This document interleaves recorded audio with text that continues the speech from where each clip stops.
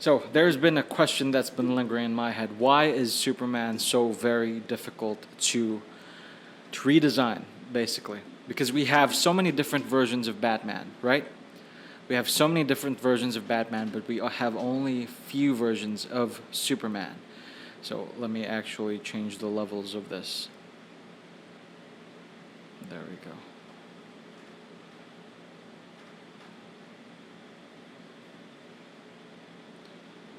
All right, so this is our chalkboard. So we have Batman over here, and then we have Superman over here. They are the world's finest, right? Or so that is what we were meant to believe. So what is the difference between these two? I guess Superman is all about humility. Batman is about capability.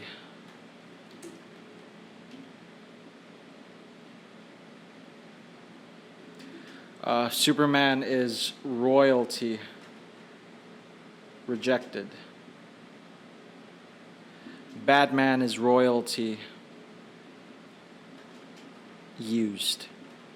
Not really embraced. He doesn't really embrace it. It's a facade for him. It's a facade. So Batman consists of a lot of lies. Superman is all about truth. He only hides his identity to protect those around him, but he doesn't need to lie. I feel like Superman is the kind of person who simply says, "I won't say." There. That's the only thing. So, for sure, Superman still lies, but it comes from a place of protection. Batman also does that, but it's a little bit more ambiguous what his goals are, and he can be complicit to espionage and all sorts of military tactics. Technically, if you're going to look at their background, both of them, Superman is the kind of person who saves lives. Batman is the type to fight crime. So we're more affiliated to police here. Police, military, ninjas, spec ops. Batman is the unseen. Superman is the beacon of hope. That is the disparity that exists between these two characters. Right? So how then do you design this versus designing this? So for Superman, we have somebody who should be plain, simple, relatable, bright. For Batman, we have somebody who blends, hides, complex in the sense that he has a lot of gadgets, and it's up to the artist to simplify that according to the difficulty of constructing his design, right? So these are the faculties that Batman has. These are the faculties that Superman has. And the thing is, both of them started with leotards, right? Both of them started with suits that fit their body. The only difference between the Superman and the Batman, well, let's look at their similarities first. They started off with capes. They started off with trunks and then their belt, a symbol at the top, and then they have boots. That's their similarity. But convert this to Batman. The difference that happens next is that you have the leotard, you have the belt, you have the briefs, you have the boots, right? And then you have gloves. After you have gloves, no, you still have the insignia, you have the cape. Then you make it that pointed to make it look like a bat wings. Then you have the cowl. So,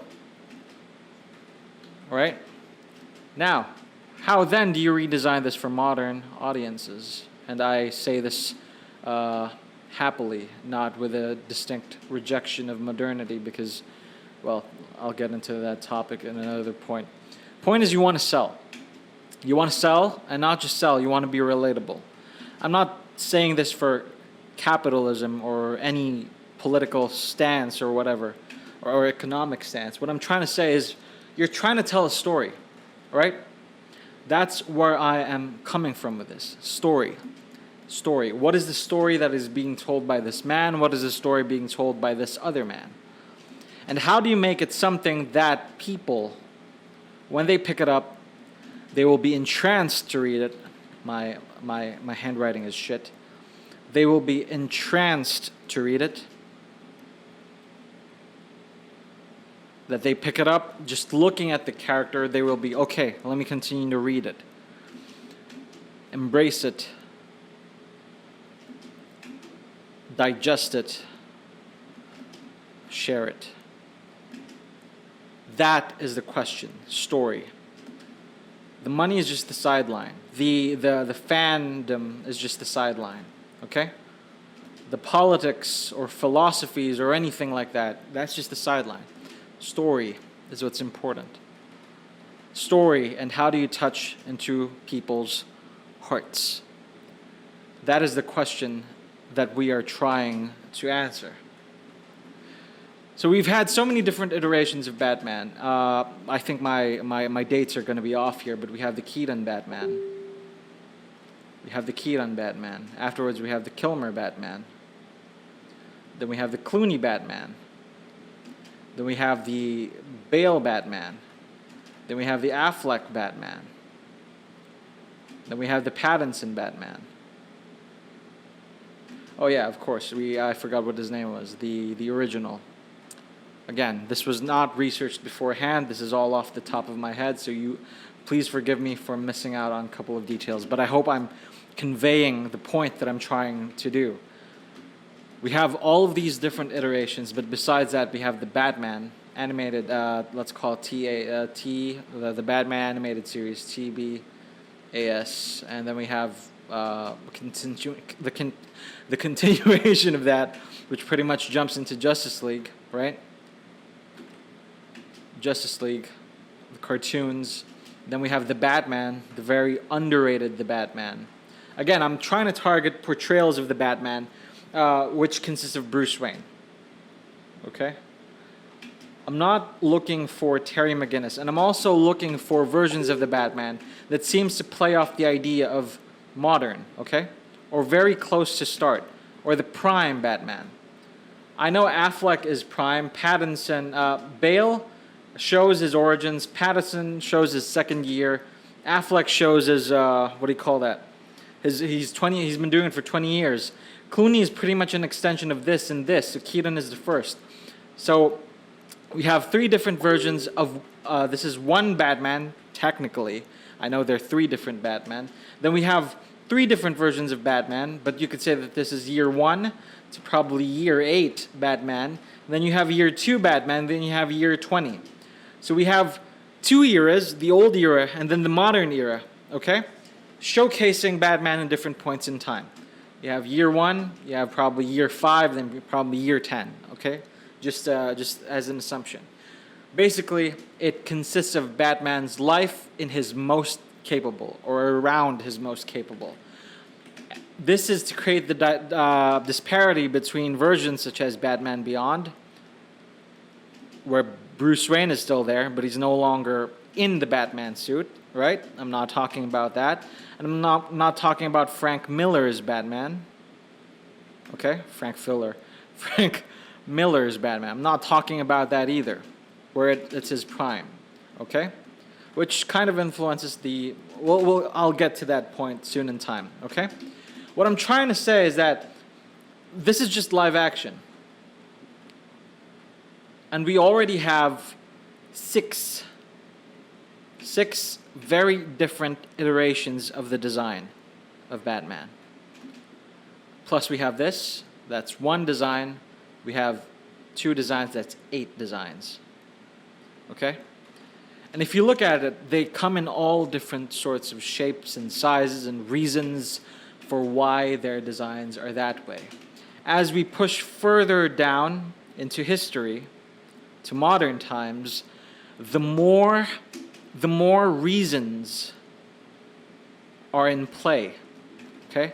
There's more why. If we start off, no, I'm not including this. So we have actually, we have three different. We have 0, 1, and then 2. Okay? There are more whys. It's not just a guy in a leotard and you just thought just cuz. Okay?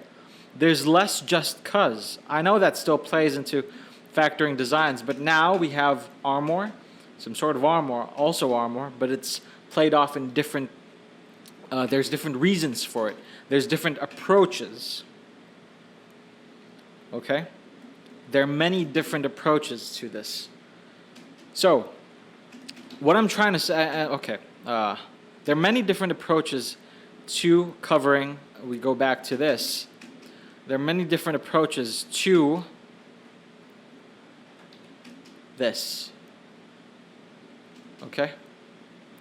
So if we go back to here, Batman pretty much covers ninja, police, SWAT, super soldier, modern military, future military, speculative future, okay? And so on and so forth. There are so many different aspects that have been injected into Batman because it pretty much fits the same reason, the same core reason, which is to fight crime. That is the core reason. So when you design Batman, it's very easy. You take, okay? When you take, you just need to maintain the motive of the bat, the motif of the bat. That's it. All right? You could have a shorter cape. You could have longer ears. You could have shorter ears. Just maintain that there's a symbol of the bat, and then some sort of gloves and the utility belt. But everything else here, this can change. Even the cape can change. Even the cowl can change. Just as long as you maintain this. And it now still becomes Batman. That's Batman, okay? So I know, and I know that there's sort of different fandoms and everything trying to compete and challenge themselves. Who is the true Batman? And then people will say it's Kevin Conroy, right? Because I kind of also believe in that because he's portrayed Batman the longest when it comes to his voice. But of course, and this is not to dismiss Kevin Conroy, but he only played Batman. Of course, he also played Batman physically in the Supergirl tie-in of the CW Arrowverse, but I kind of don't count that because he was not in the suit and cowl, okay? So, but the live-action figures, I'm kind of all over the place a little bit, but the point is, Batman, and I'm not even counting the comics, God, there are so many different iterations of Batman Year One, right? Or some sort of starting Batman. I read this. I read Batman Imposter. Was it Batman Imposter? Where there was this cop who dressed up as Batman, starting to shoot people up. That had really good design, but it had similarities to the modern iterations. The point is, you could create a spandex and then craft it with some sort of neurofiber, right? Neurofiber. Or the memory fiber for the wings in Nolan, or the impossible bulletproof capacity of the one from Pattinson, or the I'm not even considering the Arkham games. All right, there are so many different sources. There's so many not sources. There's so many different iterations of Batman, but in core essence, it all points down to the same thing: fight crime. And now you have a more sci-fi reason, you have a more modern reason, you have a more future speculative reason, you have a plain reason, okay? There's so many different reasons to inject and craft this character. Now let's go to Superman. And before we do, easy, right? Just add a tidbit of the military complex, and you could have your own iteration of Batman. Just pull from fighter pilots, have that influence his suit. You can do that. Create a fireproof Batman suit and pull more from firefighters. Okay? Pull more from spacesuits to try and create a high altitude Batman. Okay? He is just at the end of the day a man, and he needs different faculties. He needs different functionalities, which lends to the wide spectrum of potential when it comes to approaching Batman's design. I'm not even talking about, oh yeah, okay. I was going to say color. Batman is technically monochrome with just accents. And usually his accent is a simple yellow. It's either on his insignia, it's either on his arm, just like in the Pattinson, it's on his arm, right? Or his belt, the infamous belt buckle that has yellow accents to it, right? Batman, so in summary, Batman fights crime, is a man, must design according to functionality. And the story on how he fights crime asks for the design functionality. Therefore, you can end up with very different iterations of Batman. That's what makes Batman easy to design. Plus monochrome. Plus the spikes, the spike on the head. Just this silhouette. Show that to anybody who's invested some time to pop culture, right? A 10-year-old, a 50-year-old, and easy Batman. You could color this red or blue, and then that's why you have the alternate universe Batman, right? In essence, Batman is monochrome. Add these together, you have an easy character to just keep on redesigning. Redesign that son of a bitch. All right? But let's go to Superman. Superman, let me write this down big.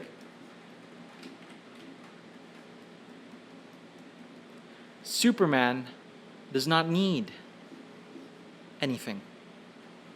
Technically, he does not need oxygen to breathe in space. He doesn't need armor. He doesn't need wings to fly. He doesn't need a hovercraft. Right? Superman can do everything. So all of the functionality is stripped away from Superman. So when you design Superman, it kind of goes against his principle of adding so much more to him. All right? And I know that some of you who's watching this will probably immediately say that Superman has, what do you call that? Oh, there have been versions of Superman that wear armor. All right, yeah, that's true. If I'm not mistaken, the new 52 Superman, and again, correct me if I'm wrong. Again, I'm talking about this off of the top of my head. The new 52 Superman, right? The new 52 Superman has, let me Google it real quick.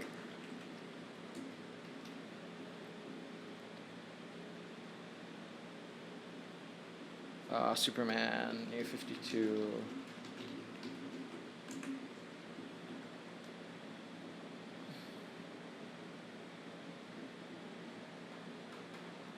Ba-da-ba-ba-ba. Yeah, well, just looking at Google right now, a lot of people don't like it. It adds too much.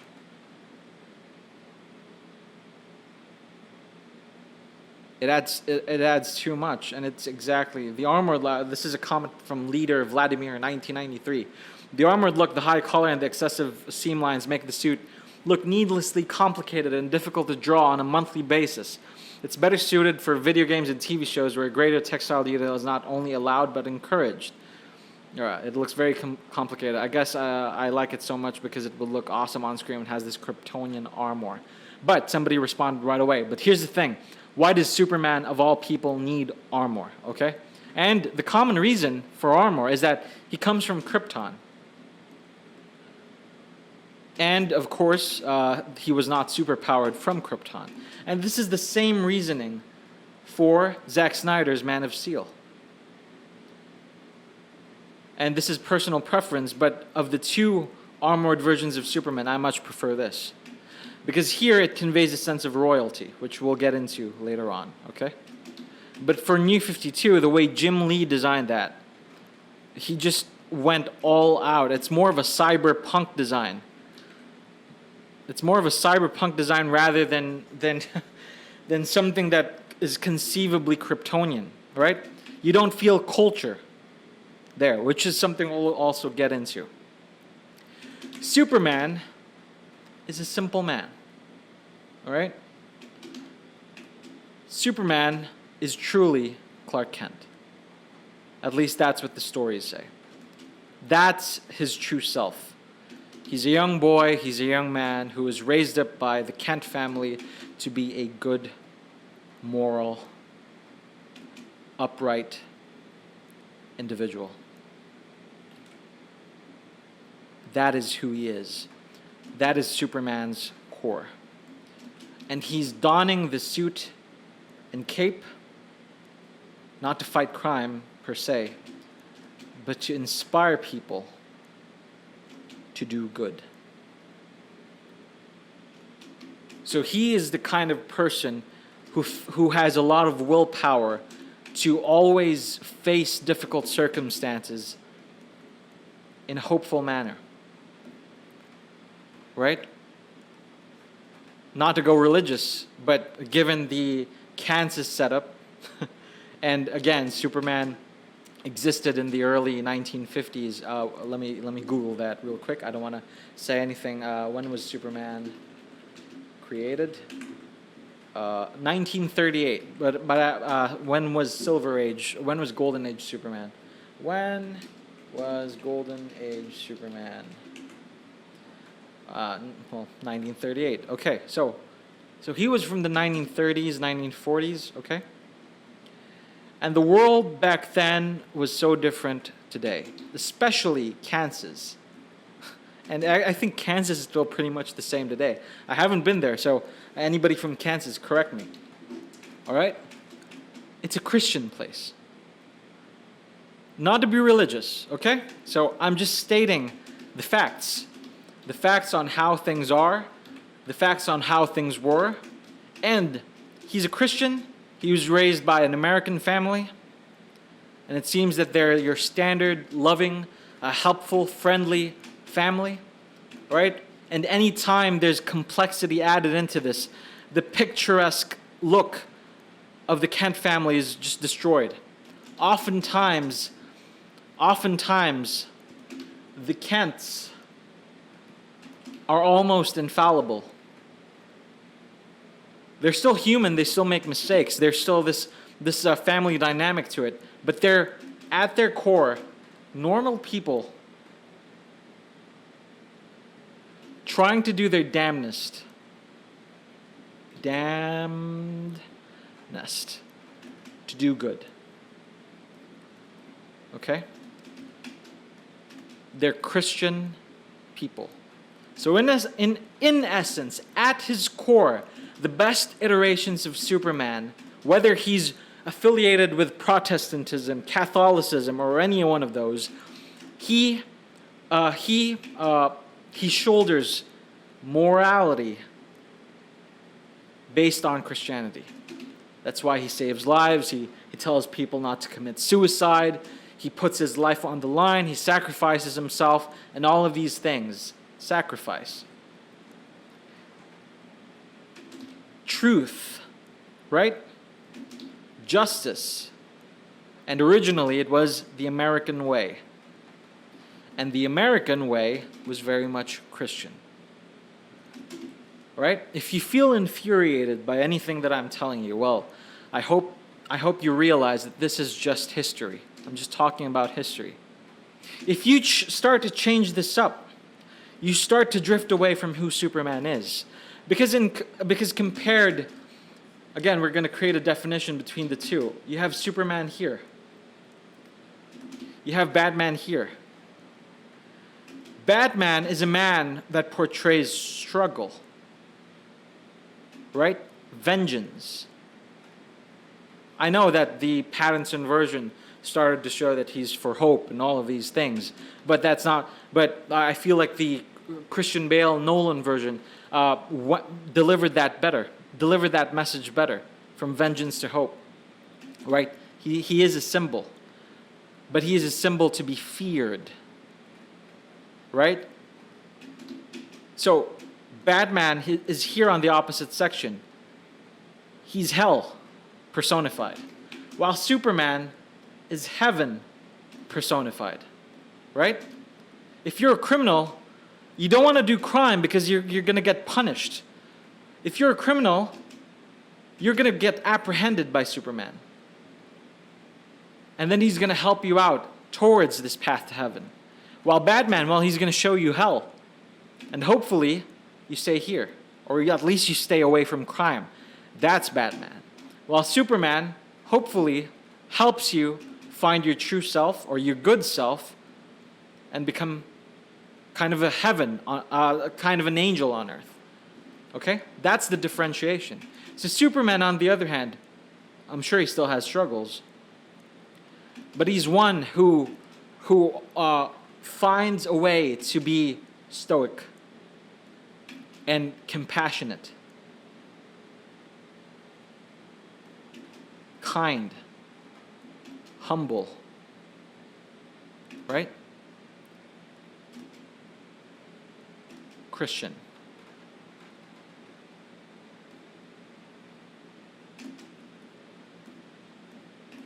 Batman, on the other hand, is a little more agnostic if we're going to go into religious. That's why he has a rule. He has that one rule. Because he believes that there's a consequence, whether he believes in heaven or hell. All right? Again, I don't want to make this too religious. But I'm trying to find the core depths of what separates these two characters and what makes one character harder to design and what makes the other character, Batman, easier to design.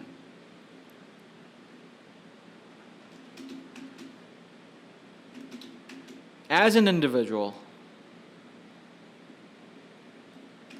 we are afflicted by grief, pain, the unfairness, and the injustice, TM, of the world. Okay? We're afflicted by that. And if we see a target, we could daredevil our way into beating the shit out of them. Or in this case, to Batman our way. Fists, kicks, grapple hooks. All right? We're a one-man army.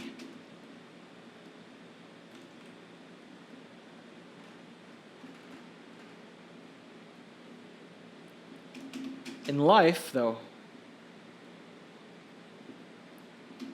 when we are afflicted, right, we want to be Batman. But we don't have the money, so we can't be Batman. That's why vigilantes exist. That's why that's why neighborhoods with high crime, right? Neighborhoods with high crime have a lot of guns, especially in the United States. Guns, or if it's not guns, a lot of knives, and a lot of vengeance and vendettas. Right? It's an eye for an eye out there. And every single one of these people think that they're in the right. The only difference is that they kill people, Batman does not. And Batman is rich, and they are not. Batman does not deal in drugs, and sometimes they do. Because this is an easy fix to us. We get a gun, we get some armor, we feel different, we feel powerful, right? But it just perpetuates the cycle. And that's why, even though it's not necessarily the decision of the writers, but there's also a difference between Metropolis and Gotham. Gotham, even in Batman's peak, where he's supposed to be saving people, is still infested with crime. And to take from Nolan, the line that Gordon says at the end of Batman Begins, escalation. Batman's actions escalate. Right?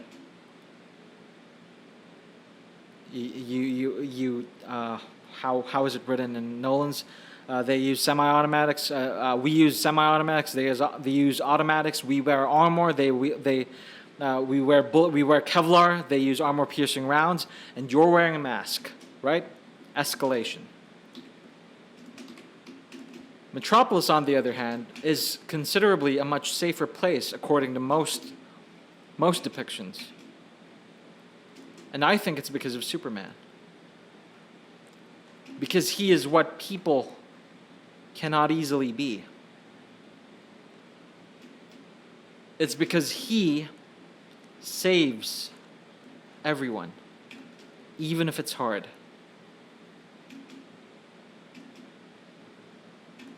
Superman is super because he has self-control. Or at least the best stories are. Batman's control is fear. It's some sort of tyrannical approach to things.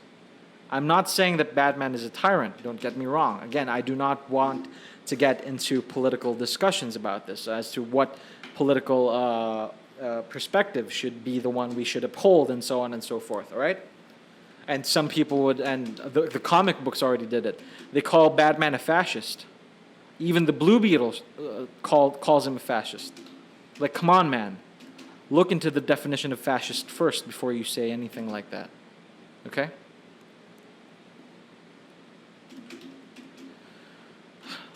So, how then do we design a character who's moral, upright, does not hide,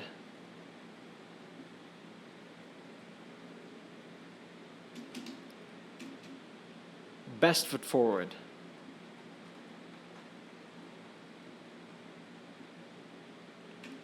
simple, humble? How then do we design such a character? In most iterations of Superman, if not all iterations of Superman, we have the cape. Plain, red. We have the suit.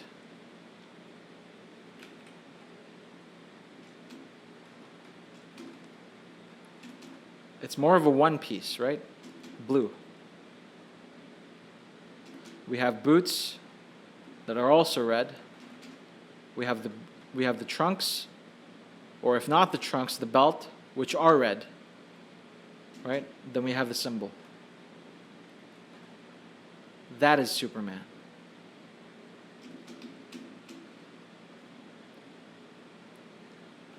And it's become a, I hope that I'm using this term correctly,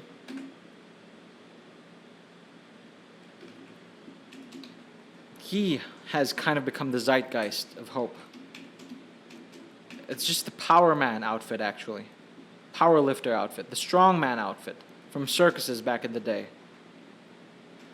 And then the cape was just added to turn him into Superman. Right? The thing is, this image is seared into our brains so much that if you change it even slightly, you start to question, is that even Superman? That's why you get into all of these heated arguments about every time a new Superman design is released. Is that Superman? Is that Superman?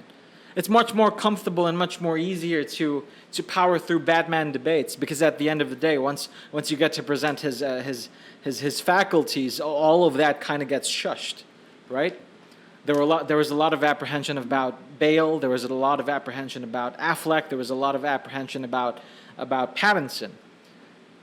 But a niche is always found. You could argue the same thing about Superman, that in time people will come to accept it. But artists and writers, and mostly the artists, are quite limited to sticking to this form. There is no cowl to modify. There are no gloves to redesign, whether it's motorcycle or military. There is no armor to redefine, if it's going to be Kevlar or if it's going to be some sort of jumpsuit, all right? Or if it's going to be steel-plated, or if it's going to be ceramic. There's none of that. There's no utility belt to shape up, to have the grappling hook fold, or if there's going to be a gel gun, or if there's going to be, or if his boots are going to be airtight, or any one of those. Batman's cape has functionality, right? Introduced with the Nolan films, but he's had some sort of glide ever since. So there's function to almost all components of Batman. And the longer Batman exists, the more functionality is added. Superman, on the other hand, functionality is counterintuitive to who he is.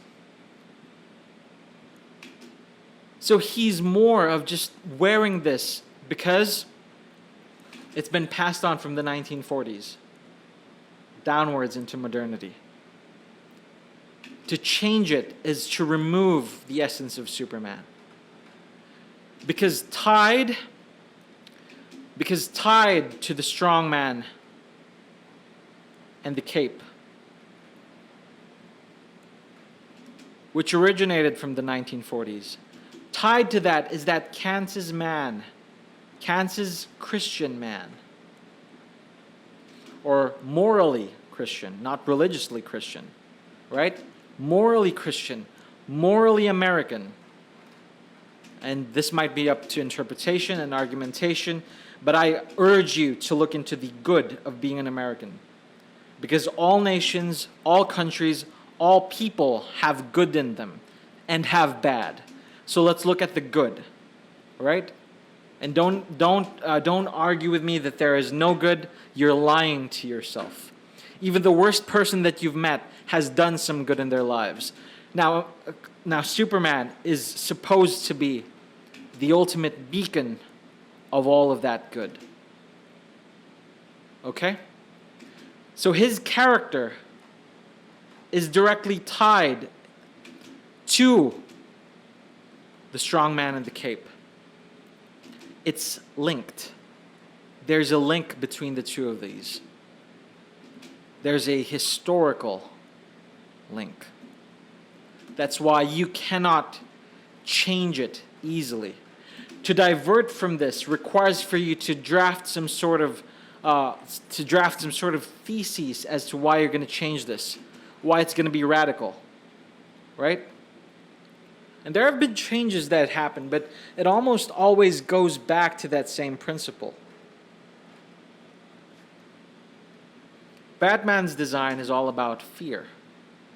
That's why the cape, and it's all about concealment. That's why you could change up the cowl indefinitely. You could change up the cowl so many times, as long as the ears show up. Horns, ears, frightening things. That's fear. Okay? The cape acts as concealment to hide everything. It also adds as wings to fly. you have Batman. Superman, on the other hand, well, his cape is more of a ceremonial thing. Right? It's more of a showcase. It's more of a representation of heroism more than anything. Superman has a lot more symbolism going on. And to thwart that symbolism is to remove Superman. Even the blue and the red. Superman acts more as a flag than anything else. That's what Superman is. And it's not about a country, even though there is the American way, right? Historically, that's kind of been shifted to for the future, for a better tomorrow, right? For a better tomorrow. But Superman is a general flag for goodness.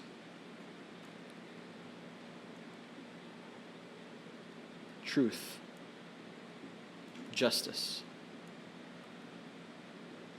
When you see him flying in the sky, shoo, right? When you see him flying in the sky, it's a reminder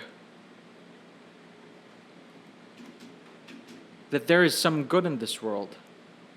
He is that flag. And ironic as it is, if you're an anime fan too, and you embrace the fictional the fictional country of Paradis, right? Or to those who who thought that Wakanda is a real place, right? And for some reason that gives them some sort of hope. Superman is the true version of that. And he does not need to represent any country. So I'm saying this to appeal to those who might say that, well, America is X, Y, and Z, and that's why it's not good. I'm trying to reach all sorts of audience. To those who believe that America has done some good, then, well, we don't have any argument to contend with. All right? My point is, Superman is the representation of all that can be good. And during his time, it was about Christianity, Americanism, right? That's what he was about. The good. Whether he was religious, whoever he voted for, I don't really give a damn. That's not what I'm trying to talk about. What I'm trying to say is that whatever position you stand at, whatever aisle of the political discussion you belong to, Superman is the kind of person who's going to wave all of that away. He's not going to care. He will be there to help you and to try to set aside differences, all right? Because that is true good. Mercy and compassion, all right? Now, some people might argue that some people are the Lex Luthors of this world. I won't say who. It's up to you to figure that out for yourself, right? But in the best of stories, Superman still tries to save this person. In Superman Birthright, Lex Luthor was Superman's friend who got lost along the way. And always try to remember that those people that you mark as Lex Luthors, in another world, they might have been your friend. Okay? It just so happens that they fell on a different path. It's easy to judge. It's easy to shake our fist. It's easy to put on the cowl and cape and inflict pain on people. It's hard to forgive. It's hard to show your face, to stand upright, to wear your brightest colors, to get shot at, and to present yourself unflinching in the face of all your enemies, and to say that whatever happens, I'm here to do my best and to help out. I will stop you for your mistakes, but at the end of the day, I will still try to save you. That is Superman.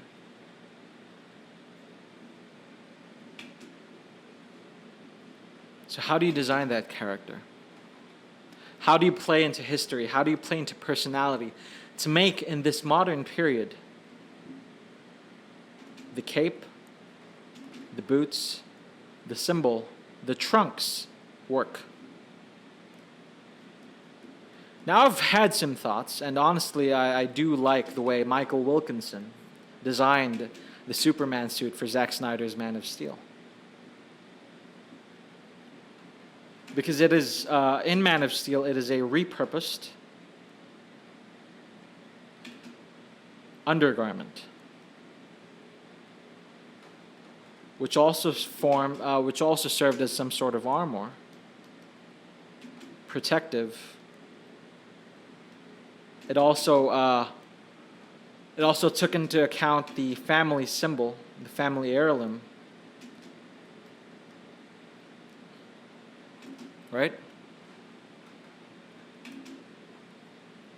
That is the suit of Man of Steel. That's why I like it. But in some way, it contradicts the statement that Superman truly is Clark Kent. He is more Clark Kent, and Superman is just his alias. Man of Steel takes Superman based on his costume, his armor, and he embraces his Kryptonian heritage. So when he fights and saves, and mostly fights, if you've seen the films, he mostly fights, right? He's more of a royal envoy from a powerful planet. That's what his costume suggests. All right? You can say all you want that on my planet it means hope. It stands for hope. Because that's what his family standed for. At least that's what the backstory shows. Okay, so that kind of makes sense, right? So he's proud of his family. He's proud of his Kryptonian heritage. But you're going to be that proud after watching a PowerPoint from your deceased biological father? Right? When you spent 30 plus years of your life as Clark Kent. Clark Kent was raised in Kansas by the Kent family, Ma and Pa. So conceptually, he should represent their principles. And the Kryptonian heritage is just the icing on this cake. So even though I love the reasoning for Man of Steel's design, I'm not in complete agreement with it. Because it kind of contradicts, again, the point of Superman. If I'm not mistaken, there are some iterations of Superman that uses his baby blanket as his cape.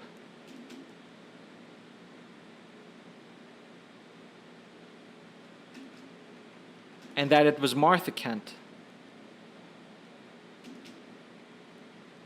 who prepared his costume for him. In some way, to me, that is the best reason for Superman. Superman's design. Because it targets all of the points: his family's love for him, his upbringing, right? his home, Kansas, and all of the principles that come along with it. Martha Kent just took Krypton and embraced it herself, which psychologically I feel becomes a very healthy way for an adoptive son to grow up. Martha and Jonathan. What's that line in Guardians of the Galaxy? He may have been your father, but he wasn't your daddy. So that applies to them, right? I know that John L., father of Clark, also was a good dad. So essentially he has two good parents, right? I'm not denying that. I am not denying that. I'm embracing that too, right? But what I'm trying to say is that the Kents raised up Clark more. And then John, oh no, not John, Jor-El, John L. Jor-El is the one who just helped uplift Superman to embrace his powers, right? To embrace his powers. But the people who taught him how to use and control his powers were the Kents.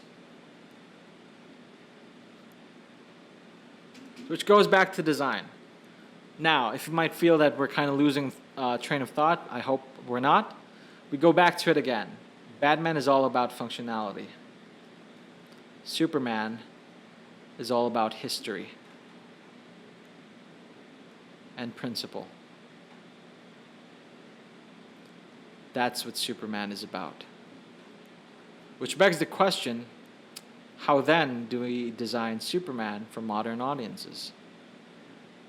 And again, what I'm trying to say here is just the simple relatability, and capture of people's hearts. That's it.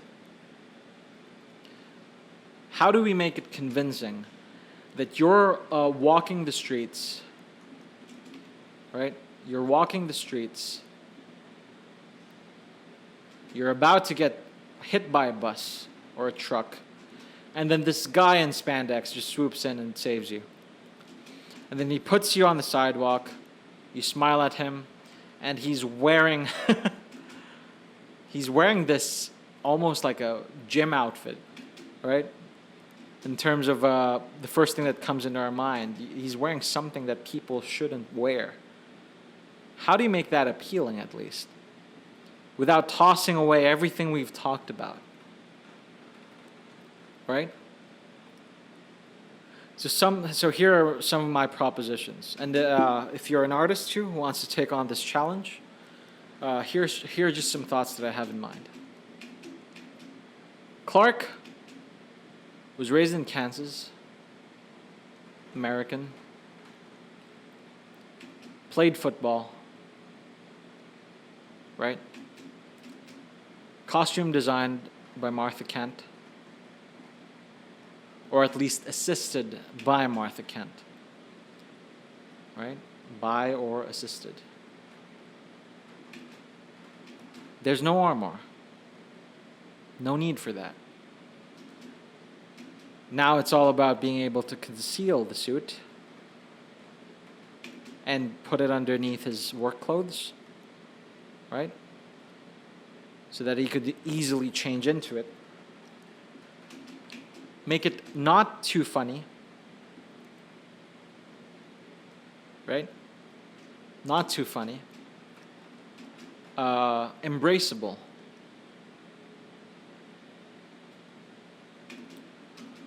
Make people acknowledge that it's a persona. That it's not that it's more of a Twitch personality rather than his real personality. Minus the clout, minus the wanting to be rich and famous, minus all of the other shit that makes Twitch. Okay? What I'm trying to say is that if you get to know Superman, you're still not fully knowing Clark, because of course he wants to save his identity, to protect the people that he cares about, right? The point is, you embrace the full goodness that Clark Kent can bestow on people, and that is Superman. These, and it seems that only these, will be the criteria for that. So that means that we're going to need to have a Superman with a suit that still hugs his entire body.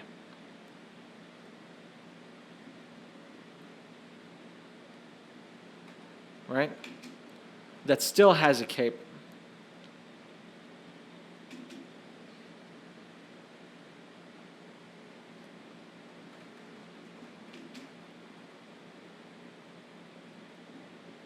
That still wears boots. That has no gloves to show that his hands are clean. That has the symbol on his chest, clean and clear as day. And has some sort of tweak, right? Tweak or embracing.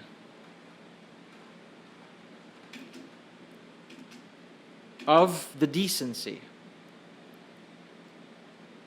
of the trunks. Because something that I was not able to discuss earlier, the strongman uniform wore leotards, and they wear the trunks to keep themselves decent for the families that were watching the circuses, right? So that no inappropriate bulge or anything like that would show. And to me, that is a fitting reason for Superman to still wear the trunks today. Or at least some sort of athletic version. All right? So the trunks now serves two different purposes. One is decency. The other is to break the color. Because without the trunks, it's just going to be one piece. Right? Without the trunks, it's just going to be one whole suit. Which still kind of might work, right? And then replace it with a belt, which is what most people do. That's kind of like the modern approach to things. And then we've kind of solved ways on how to make the area a little more tasteful and not too disconcerting to look at by children. Right? So let's take this. I haven't used the lasso tool, but let's copy that. So how then do we design Superman? So my proposals are to look into football-related designs, because he played American football when he was younger. That's oftentimes part of the story. So I don't think it's very far off for Martha Kent and even Clark himself to consider taking the football design and using that as the base of his attire.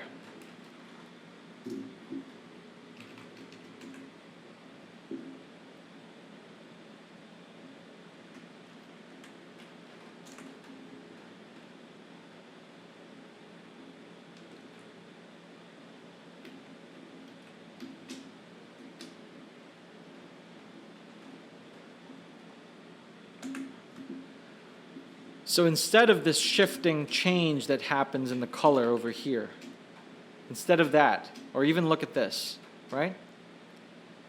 You could have Superman's insignia present clear as day here, with the red S,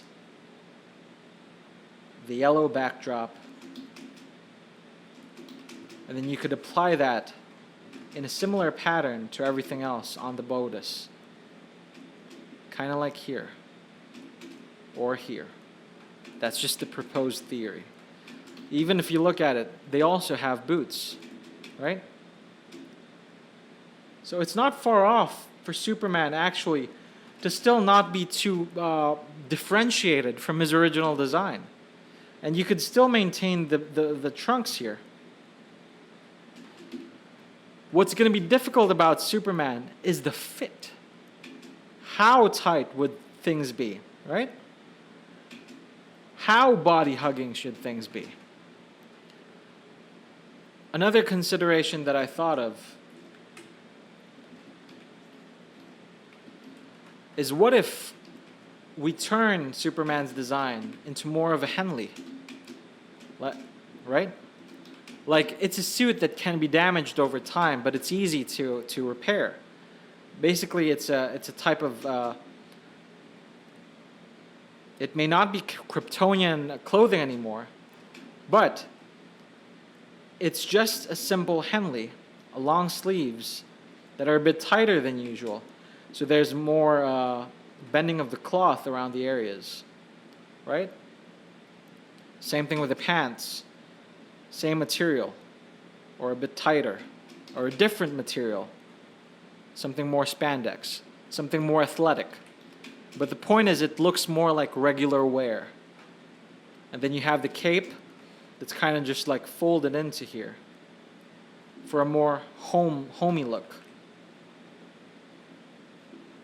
Right? With a shorter cape. As for this one, this has much of a longer cape.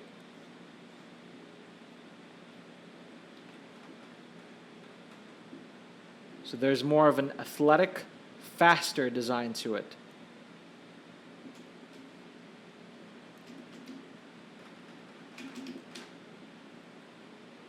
Or we could try to target something else entirely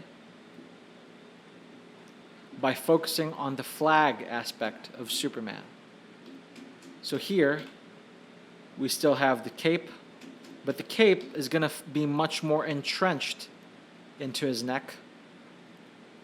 Something more majestic, so to speak, like fully embracing the heroic nature that Superman has. But here we sort of start to teeter into a more, what do you call that? There's more pride going on.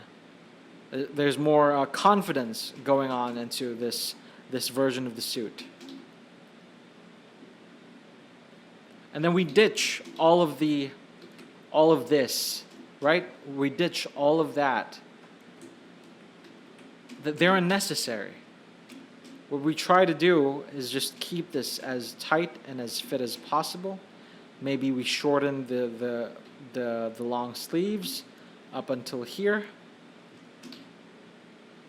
We focus primarily on the belt. And here, his outfit could be much more fit. So this is a suit that exudes confidence, right? This is more of a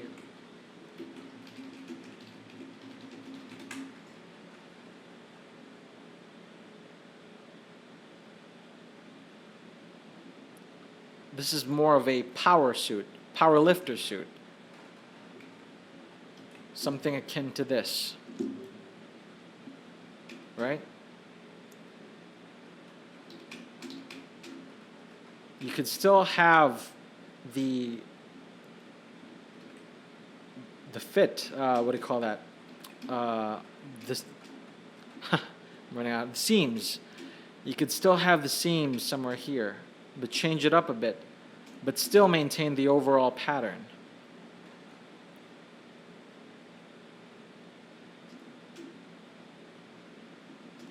And for this, we go for heavier boots. For this one, we go for softer boots, something more homey. For this one, we go for a much more fit, almost body-hugging boots. You could even tell the ankles right away. But in essence, We're taking cues from Superman's football background. We're taking essence from Superman's simplicity.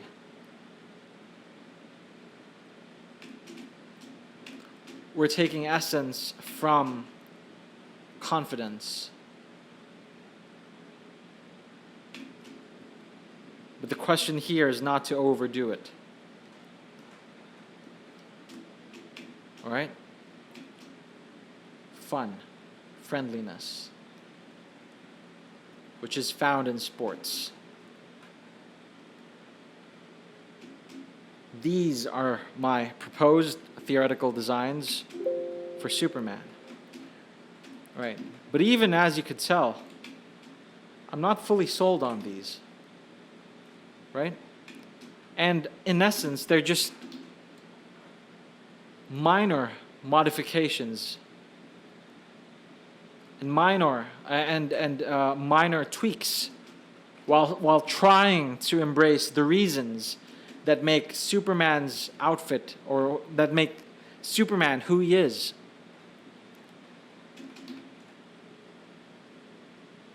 Because now, while I'm running through this, while I went through all of the discussion that I had today, I feel like the 1940s Superman design. And let me look that up real quick.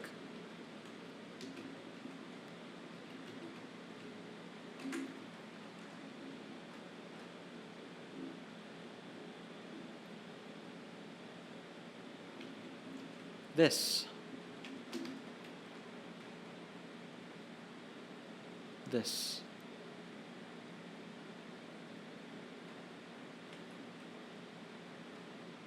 I feel like this perfectly covers who Superman is.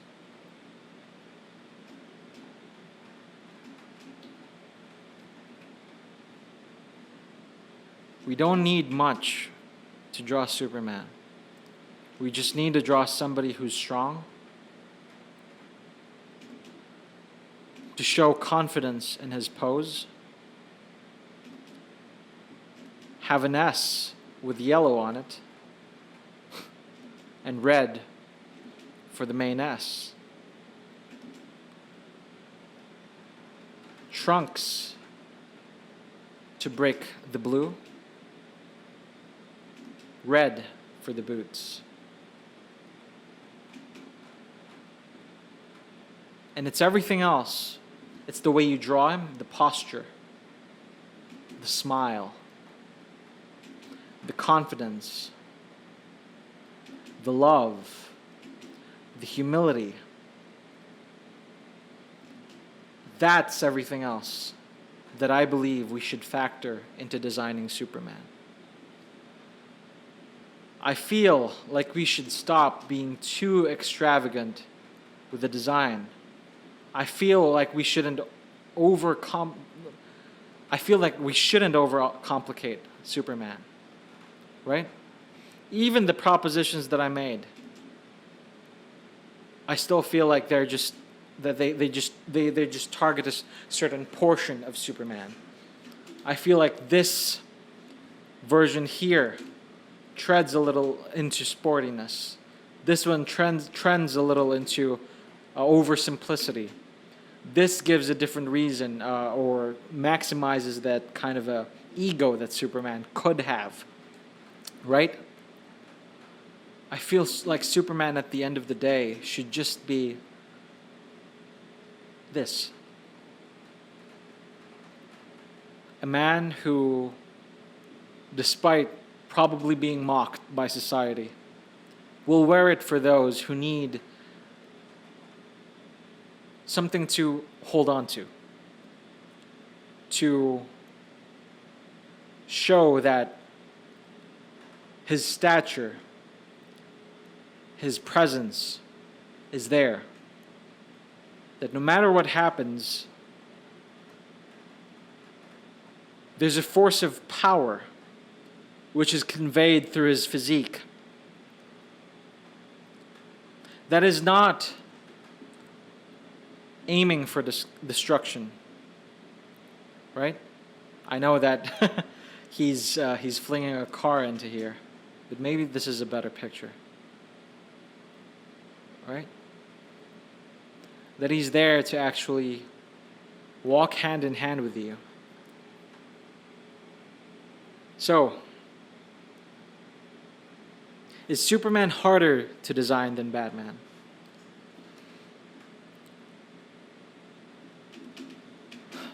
After the past, I don't know how long this video has gone, past 1 hour, I think Superman is easier to design because his design already exists. There is no need to keep redesigning this hero because there is too much weight in what he carries, and his symbol, his suit, is like a flag that holds history and morality in it, especially since he is the representation of simply all that is good. So I guess let me end this with